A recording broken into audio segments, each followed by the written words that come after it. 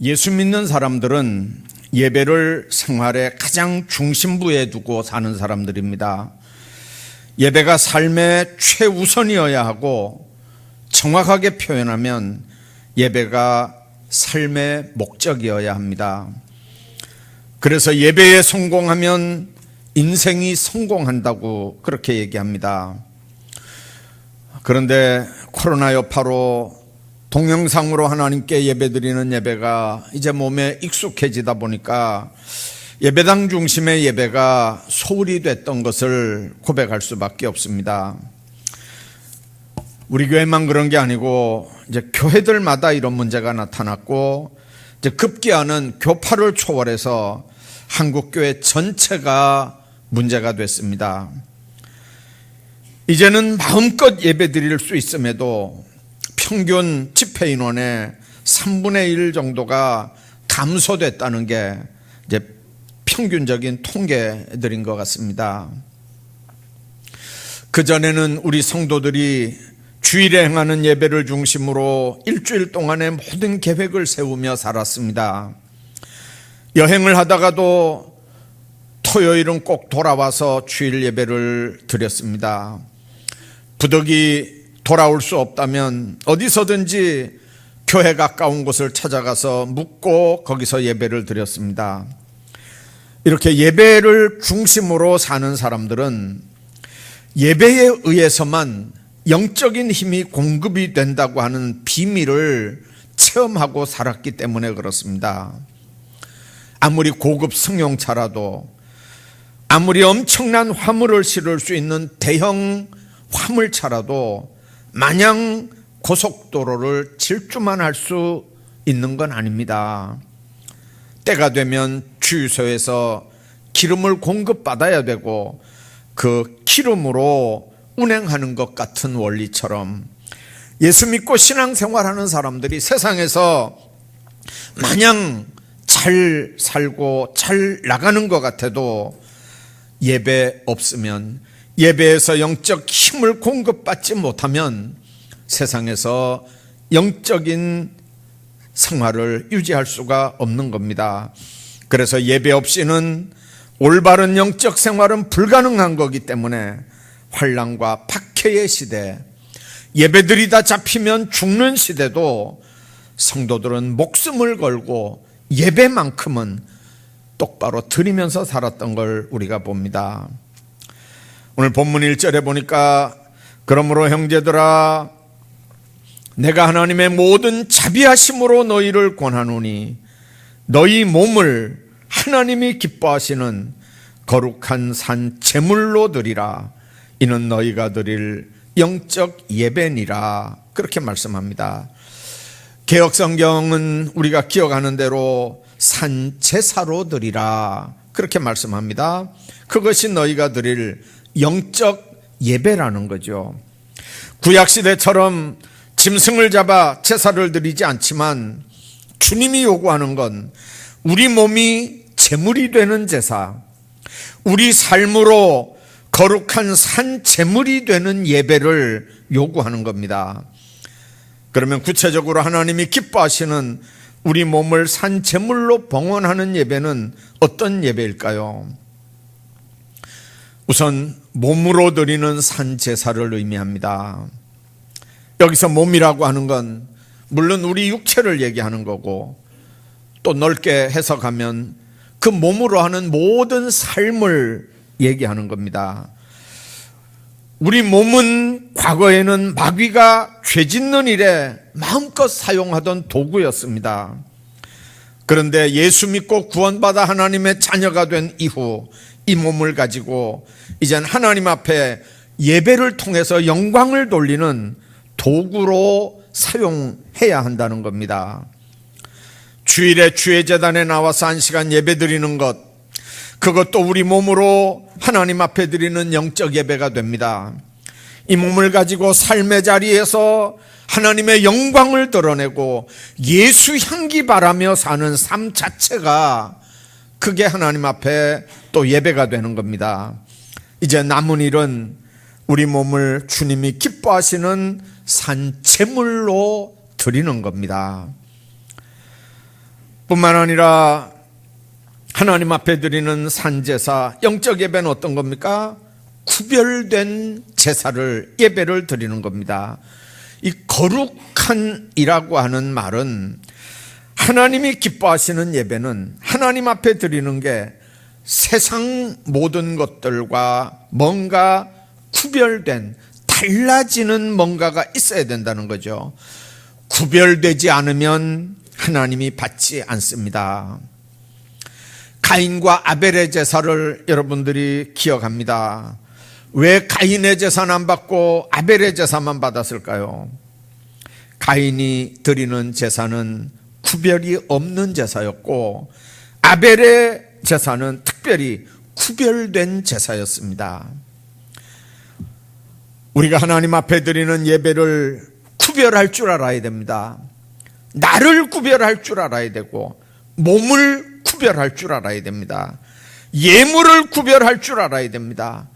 하나님과 하나님의 것과 나의 것을 구별할 줄 알아야 됩니다. 이것을 구별하고 또 구별해서 복받는 한 해를 시작하기를 주의 이름으로 축원합니다. 뿐만 아니라 새롭게 변화되기를 원합니다. 왜 변화되어야 될까요? 하나님은 왜 우리에게 변화된 삶을 요구할까요? 우리는 구원받은 하나님의 백성들이기 때문에 그렇습니다. 옛날에 교회 다니기 전에는, 옛날에 교회 다녔어도 성령 받기 전에는 죄인으로서 저주 아래 있던 그런 우리였습니다. 예수 그리스도의 은혜로 이제는 죄사함을 받고 천국 시민이 되는 특권을 지금 우리는 누리게 됐습니다. 그러니까 천국 시민과 세속적인 세상 사람들과 구별된 삶의 모습이 있어야 되는 거죠. 그걸 누가 잘할까요? 예수 믿는 사람들은 오히려 둔한데, 예수 믿지 않는 사람들이 오히려 용케 구별해냅니다. 저게 교회 집사라는 게, 저게 교회 권사라는 게, 그 말은 뭔 말이죠? 나하고 똑같네, 나하고 뭐 다른 게 없네. 주님이 원하는 건 그런 삶이 마음에 들지 않는 거예요. 뭔가 우리가 하는 말, 뭔가 우리가 하는 삶의 모습 하나하나가 적어도 예수 믿지 않는 사람들의 삶과는 다른 천국 시민의 삶으로 살아가기를 주님이 원하는 겁니다. 뿐만 아니라 왜 우리에게 이런 변화를 요구할까요? 하나님께서는 우리 신앙이 변화되는 걸 보기를 원하기 때문에 그렇습니다. 우리가 그리스도인이라면 반드시 새롭게 변화되어야 하는 책임과 의무가 있습니다. 우리가 변화하는 사람이 되려고 하면 뭘 해야 될까요? 어떻게 변화될까요? 아니요, 내가 변화하는 게 아니니까 성령께서 내 안에 들어오셔서 나를 변화시키는 거니까. 그러면 뭐가 내 삶 속에서 변화되고 바꿔지는 걸까요? 우선 가치관들이 바뀌어집니다. 예수 믿기 전에는, 성령이 내 안에 들어와서 나를 변화시키기 전에는 생각하는 거나 행동하는 거나 모든 사고방식이, 모든 가치관들이 다 세속적인, 세상적이었습니다.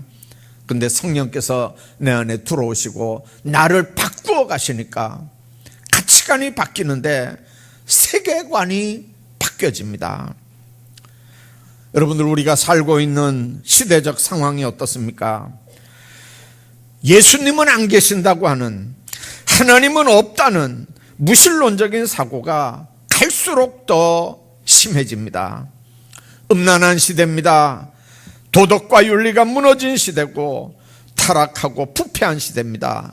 소돔 고모라 같은 시대고 물질 향락이 최고의 가치로 인정받는 그런 시대입니다. 하나님의 나라는 전혀 관계없는 반대 방향으로 가는 시대입니다.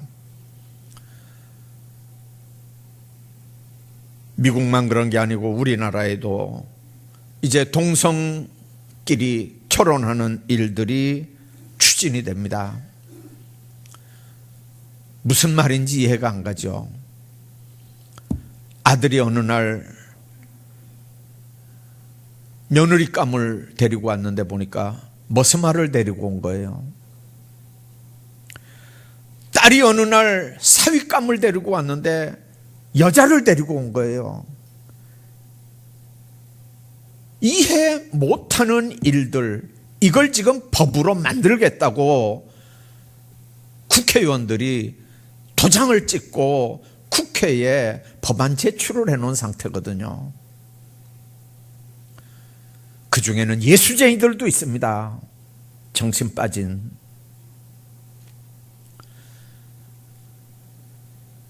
안 그래도 저출산 국가고, 안 그래도 이렇게 30년 가면 인구의 3분의 2는 없어진다고 걱정하는 이런 때, 기름 한 방울 안 나는 이 나라, 그래도 인적 자원 하나 가지고 나라가 버텨나가는 이 나라에 여러분들 동성 결혼을 합법화 시킨다고 하는 이 참 답답한 상황, 이게 지금 우리가 당면하고 있는 상황이거든요.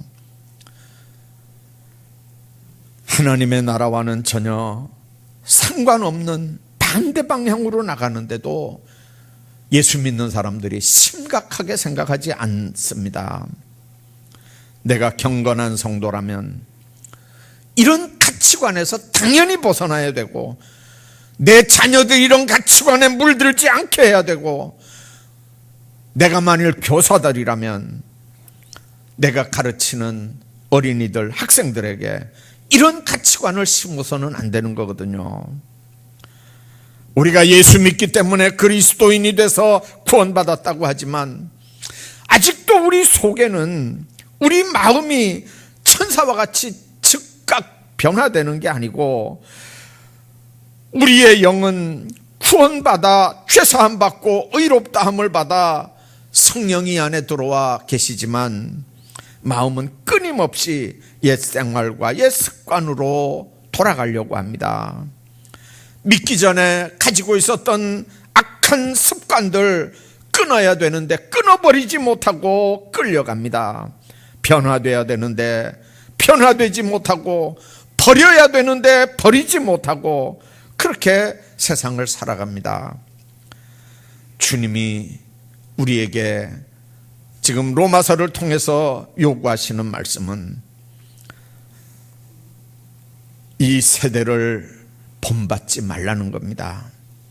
오직 마음을 새롭게 함으로 변화를 받으라는 겁니다. 하나님의 선하고 기뻐한 그리고 온전한 뜻이 뭔지 똑바로 분별하라는 겁니다. 정말 하나님 안에서 우리 삶이 바뀌어지고 변해져서 하나님을 영화롭게 하는 아름다운 축복, 이 삶이 올 한 해 여러분들 가운데 풍성해야 되는데, 이게 어디서 이런 역사가 일어나는 겁니까? 아까 말씀한 것처럼 내가 배워서 되는 일이 아니고 내가 수행해서 되는 일이 아닙니다. 성령 하나님께서 내 안에 들어와야, 성령께서 역사해야 이 모든 변화가 가능한 일이고, 그래야 하나님 앞에 온전한 예배도 드릴 수 있는 줄로 믿습니다. 주님은 몸뚱아리만 와서 예배 드리는 거 원하지 않고 몸과 마음이 함께 예배 드리는 일을 원합니다. 교회에서 봉사도 하고 교육도 합니다마는 예배 없는 봉사, 예배 없는 교육, 예배 없는 충성, 그거는 다 위선을 초래할 수밖에 없습니다. 예배를 통해서 하나님이 새 힘을 주시고 새 능력을 공급하고, 그 능력 받고 그 힘 의지해서 충성도 하고 봉사도 하는 건데, 그 힘 없이 무슨 재간으로 여러분들이 하나님 앞에 귀한 사역들을 감당하고 또 하나님의 성도로서의 사명들을 감당하겠습니까? 아까 예를 들었잖아요. 아무리 고급 승용차라도, 아무리 엄청난 화물을 적재할 수 있는 대형 화물차라도 공급받지 않으면 고물덩어리가 됩니다. 여러분들이 아무리 대단해도 예배마다 엎드리고 예배마다 주신 은혜 받아서 성령 충만해야 세상을 이기고 사는 하나님의 백성들이 될 수 있다는 걸 명심하십시오. 새해도 우리 주님이 기뻐하시는 우리 몸이 제물돼서 드리는 영적 예배의 성공자들이 돼서 새해에도 여러분들 인생을 성공하며 사는 하나님의 사람들로 살아가시기를 주의 이름으로 축복합니다.